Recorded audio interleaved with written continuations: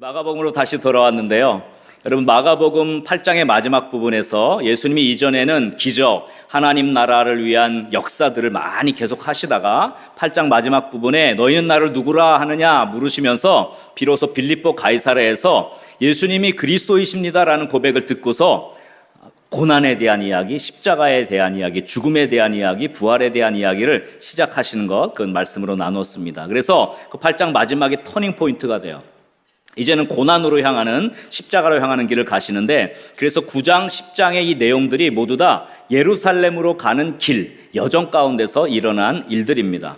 그래서 이 십자가의 길 예수님께서 걸어가실 때 우리 제자들과 함께 동행하시면서 제자들에게 가르쳐 주시는 핵심적인 요소들이 있는데, 그것들을 우리가 잘 말씀으로 받으면 우리도 또한 그 길을 걸어가게 될 줄 믿으시기 바랍니다. 먼저는 예배의 영광을 경험하는 것입니다.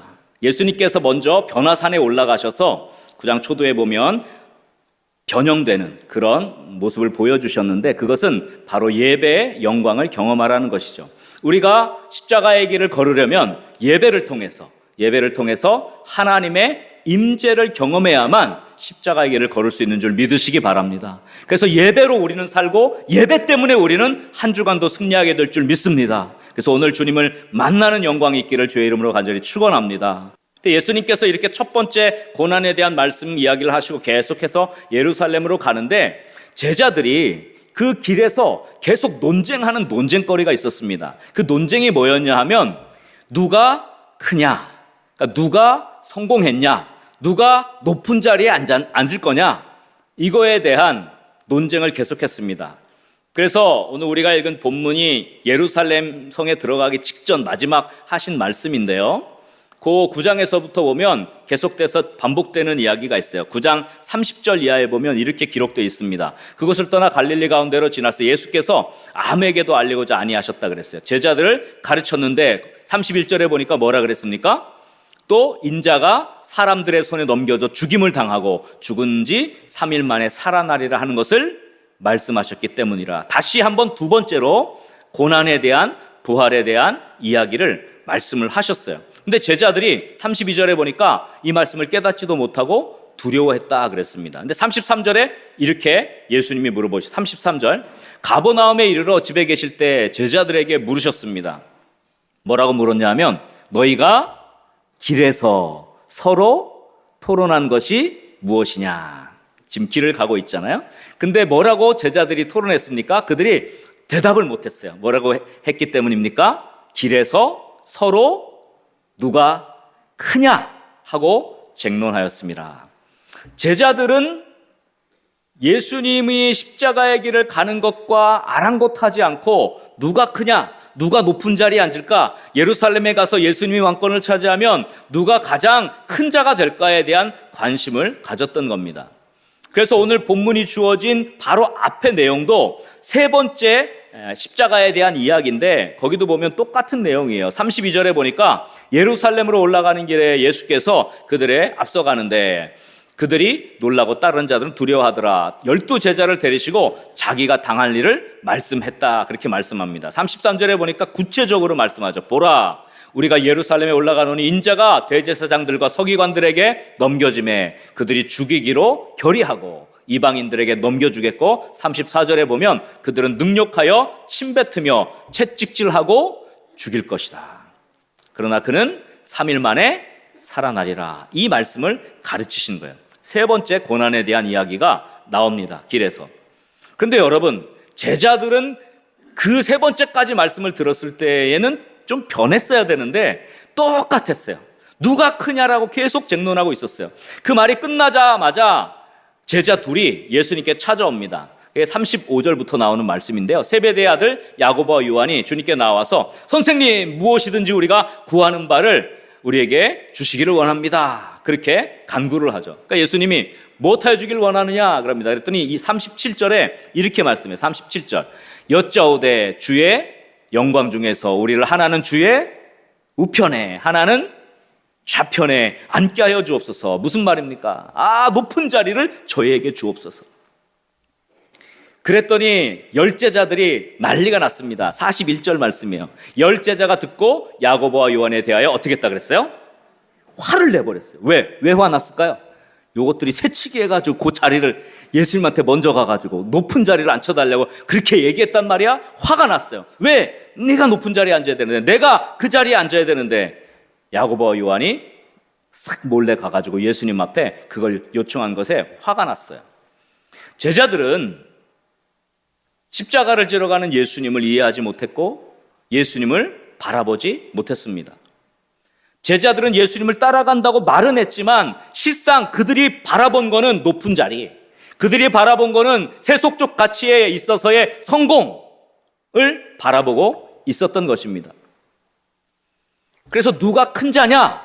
이 논쟁이 예루살렘으로 가는 길에 전체에 나오는 핵심 논쟁이에요. 이 누가 큰가인가 이 논쟁은 누가 성공한 자인가? 세상에서 누가 높은 자리에 앉았냐에 대한 질문입니다. 그런데 주님은 제자들과 정반대로 하나님 나라의 관점에서 누가 큰 자냐? 그것에 대해서 관심을 두시고 오늘 주시는 말씀이 그 결론이라고 할 수 있습니다.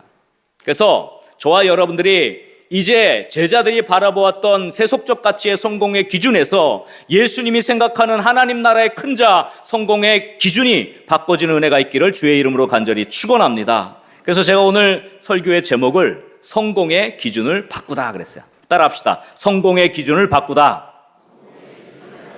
오늘 주님께서 주시는 성공의 기준을 살펴봅시다. 첫 번째, 한번 저를 따라하겠습니다. 하나님 나라의 성공 기준은 얼마나 섬김을 받았는가가 아니라 얼마나 섬겼는가로 결정된다. 네, 하나님 나라의 성공 기준은 뭐로 결정된다고요?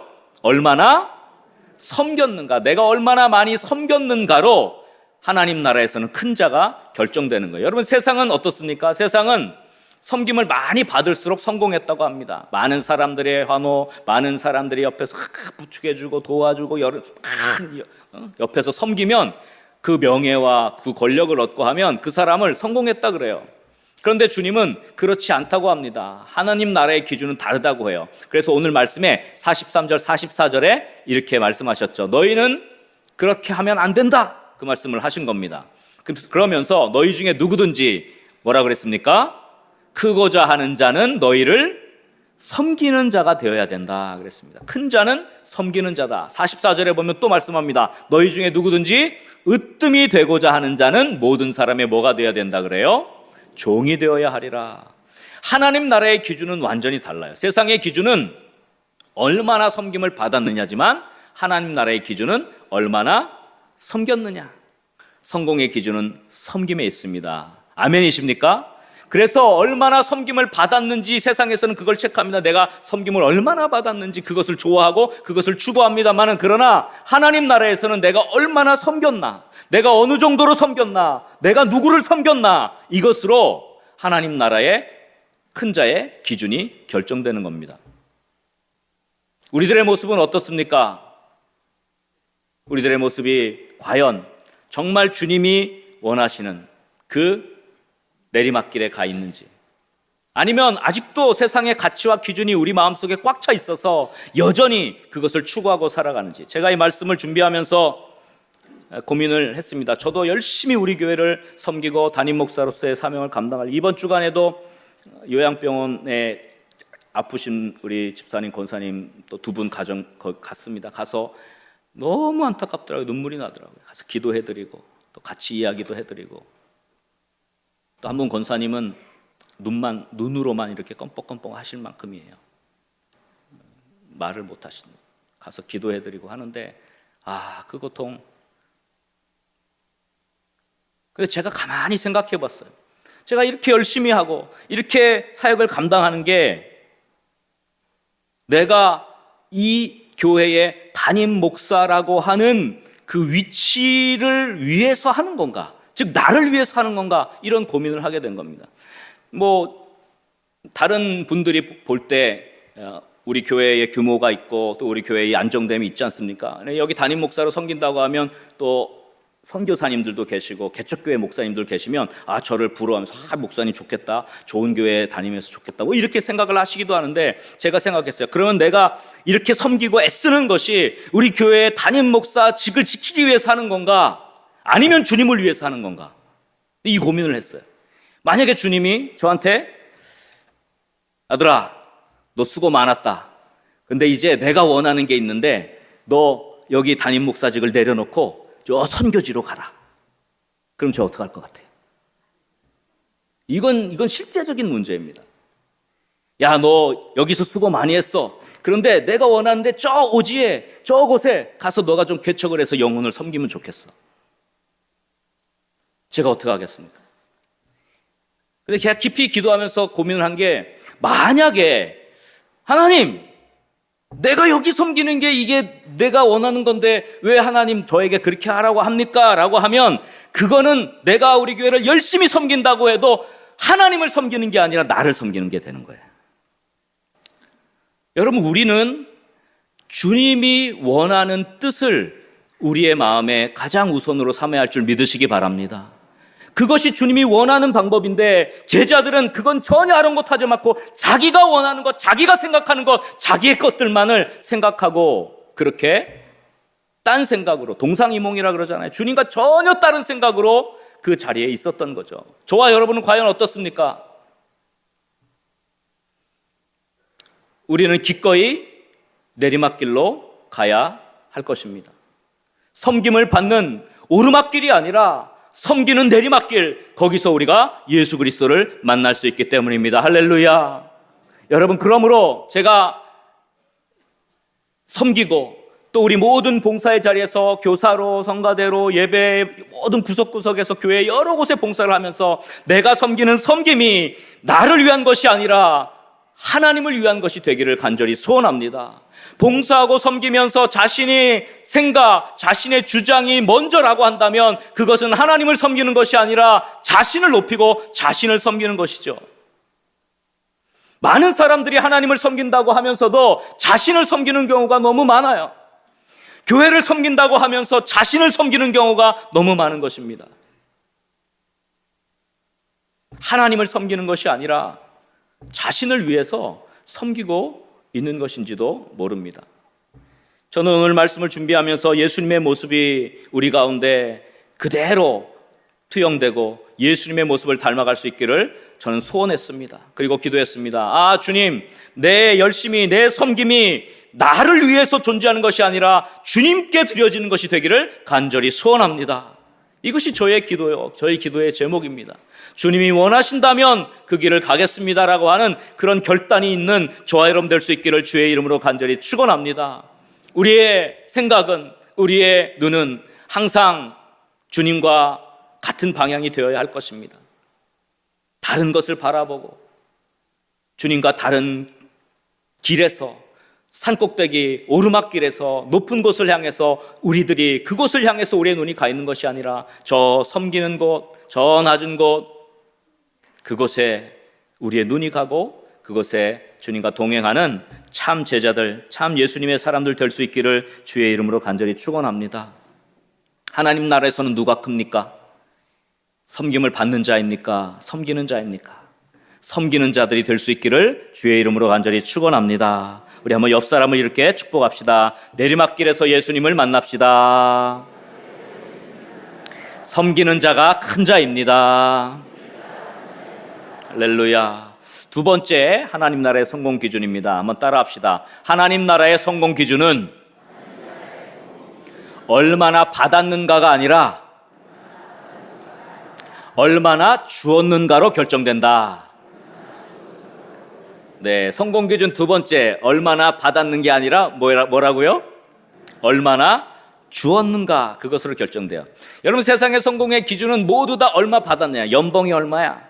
우리 신문지상이나 언론이나 이런 데 보면 축구 선수들 연봉이 얼마인데 어느 구단에서 어느 구단을 옮겼는데 몇 천억을 받았고 몇백억을 받았고 이런 연봉을 가지고 그 사람의 가치를 논하잖아요. 그러니까 얼마나 받았느냐가 우리의 마음을 꽉 채우고 있어요. 그래서 얼마 받았어, 뭘 받았어, 어떻게 많이 모았어, 재산이 얼마야. 세상의 기준은 얼마 받았어, 얼마나 모았어, 얼마나 재산이 많아, 이런 걸로 가치가 결정이 돼요. 그래서 그 사람을 성공했다 부러워하기도 합니다. 그러나 주님은 그런 얘기를 일절하지 않으세요. 오늘 주님께서 하신 말씀이 마가복음의 가장 중요한 보석 같은 말씀인데요. 마가복음 10장 45절 말씀 한번 다 같이 읽어보겠습니다. 인자가 온 것은 섬김을 받으려 함이 아니라 도리어 섬기려 하고 자기 목숨을 많은 사람의 대속물로 주려 함이니라. 할렐루야.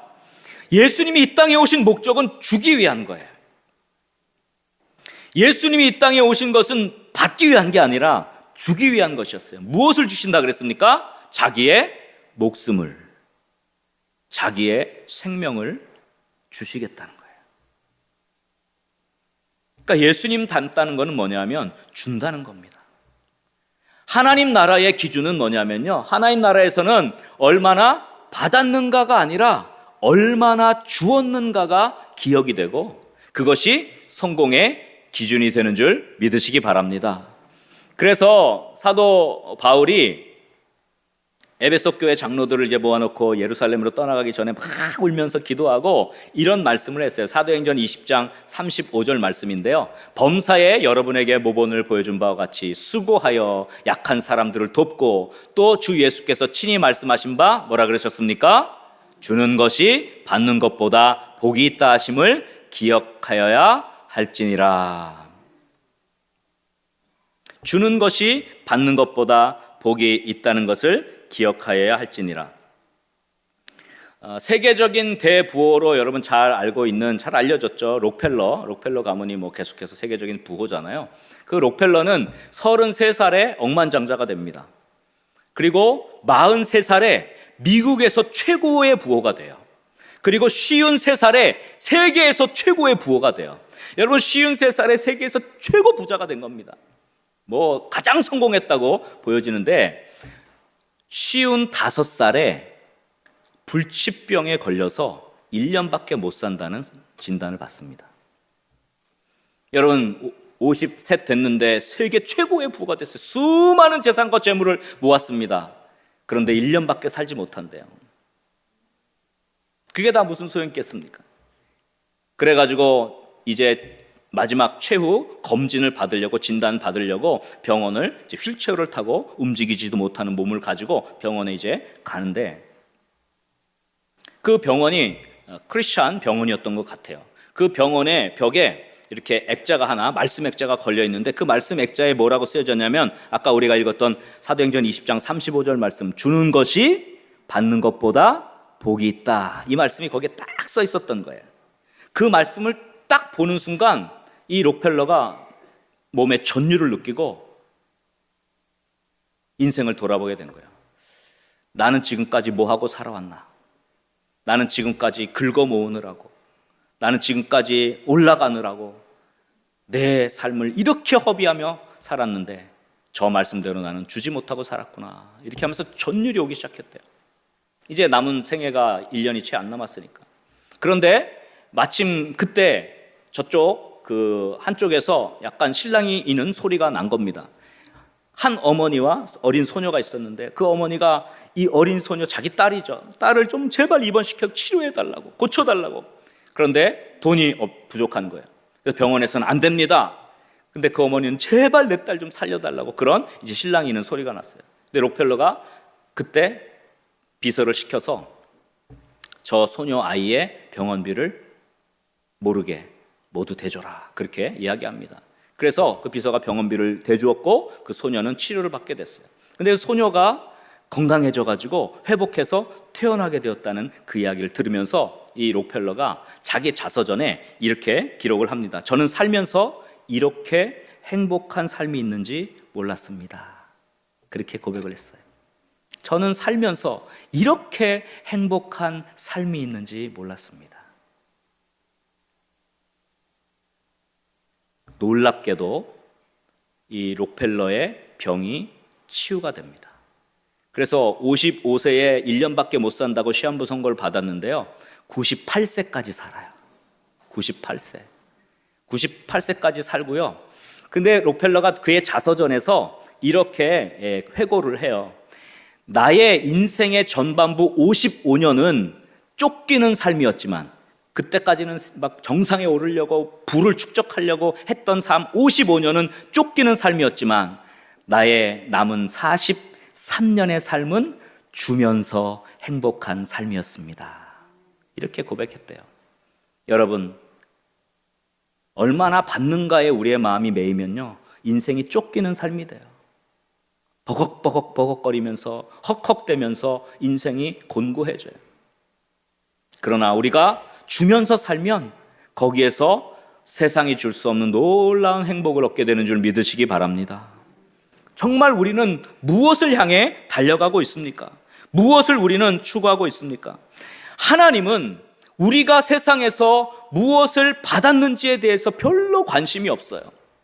그러나 하나님은 우리가 세상에서 무엇을 주었는지 이것에 대해서 지대한 관심을 갖고 계신 것입니다. 그래서 예수님께서 이런 말씀하셨어요. 마태복음 6장 19절 이하에 보면 이런 말씀이 있죠. 한번 다 같이 읽어볼까요? 너희를 위하여 보물을 땅에 쌓아두지 말라. 거기는 좀과 동록이 해하며 도둑이 구멍을 뚫고 도둑질하느니라. 그러면서 20절에 이렇게 말씀하시죠. 다 같이 읽어봅시다. 오직 너희를 위하여 보물을 하늘에 쌓아두라. 거기는 좀이나 동록이 해하지 못하며 도둑이 구멍을 뚫지도 못하고 도둑질도 못하느니라. 21절, 내 보물이 있는 그곳에는 내 마음도 있느니라. 아멘. 하나님 나라에 갔는데 창고에 아무것도 쌓여있지 않다면 그것을 부끄러워해야 돼요. 여러분, 이 땅에 우리가 많은 재물을 쌓아놓지 못한 것이 부끄러운 게 아니라 하늘 창고에 아무것도 쌓아놓지 않고 이 땅에서 나를 위해 다 썼다는 것이, 그것이 부끄러워야 돼요. 그게 그리스도인이에요. 왜? 우리는 이 땅을 살아가지만 우리는 하늘을 잇대어 살아가는 존재이기 때문입니다. 아멘입니까? 우리는 이 땅에 살아가지만 하늘의 시민권을 가지고 살아가는 존재이기 때문입니다. 아멘입니까? 그래서 우리는 하늘을 바라보는 거죠. 하늘에 텅 빈 곳간을 갖고 있다면 얼마나 그게 부끄러운 일입니까? 여러분, 쫓기며 사는 인생 되지 마시고 여러분의 남은 인생은 정말 주면서 드리면서 행복한 삶이 될 수 있기를 주의 이름으로 간절히 축원합니다. 그러므로 하나님 나라에서는 주는 사람이 큰 자가 되는 법입니다. 예수님은 자신의 목숨을 우리를 위해서 내어주셨습니다. 우리는 무엇을 주고 있습니까? 아까워하고 이 땅에서 나를 위해서 모든 것들을 쌓아두고 있지는 않습니까?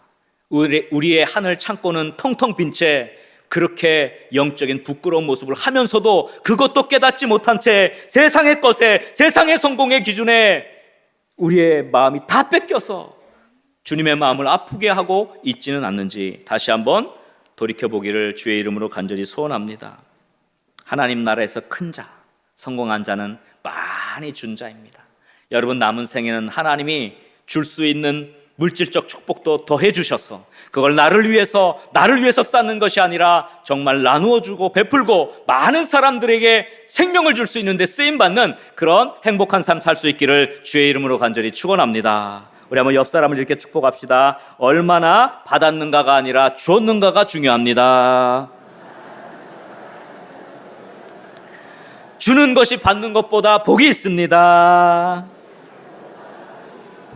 할렐루야. 여러분의 남은 생에는 정말로 주는 행복을 통해서 쫓기는 인생이 아니라 행복한 인생이 될 수 있기를 주의 이름으로 간절히 축원합니다. 말씀을 정리합니다. 여러분, 우리의 마음 가운데는 세상의 성공 기준이 꽉 차 있어요. 그래서 얼마나 많이 받았는지, 얼마나 섬김을 받았는지, 얼마나 많이 모았는지 이런 것에 우리의 마음이 가 있고 그것을 부러워합니다마는, 그러나 여러분, 영적인 눈을 떠서 이제는 예수님을 바라볼 수 있기를 주의 이름으로 간절히 축원합니다.